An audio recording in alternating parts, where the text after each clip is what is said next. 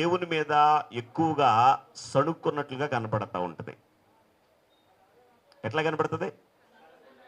సణుక్కున్నట్లుగా కనపడతా ఉంటుంది. ఒకసారి మన జీవితాన్ని కూడా గమనిస్తే ఎప్పుడైనా ఒకసారి సనిగేవాళ్ళుగా కొంతమంది ఉంటారు, కొంతమంది సనుగుడే వారి జీవితంగా ఉంటుంది. ప్రతిదానికి సనుగుడు గొనుగుడు. కానీ క్రీస్తునందు నూతన సృష్టిగా చేయబడిన తర్వాత మన జీవితాల్లో నేర్చుకోవలసింది ఏంటంటే సనుగుణ్ణి ఆపేయాలి. హల్లెలూయా. ఏం ఆపేయాలండి? సనుగుణ్ణి ఆపేయాలి, గొనుగుణ్ణి ఆపేయాలి. ఈ స్థానంలో దేవుణ్ణి స్తుతించేవారిగా, ఆరాధించేవారిగా ఈ నూతన సృష్టిగా చేయబడిన తర్వాత ఆయన వాక్యమును బట్టి, ఆయన ఆత్మను బట్టి, ఆయన చేసిన కార్యములను బట్టి మనం ఆయన్ని ఘనపరిచేవారిగా ఉన్నప్పుడు అది దేవునికి సంతోషకారణంగా ఉంటుంది. హల్లెలూయా.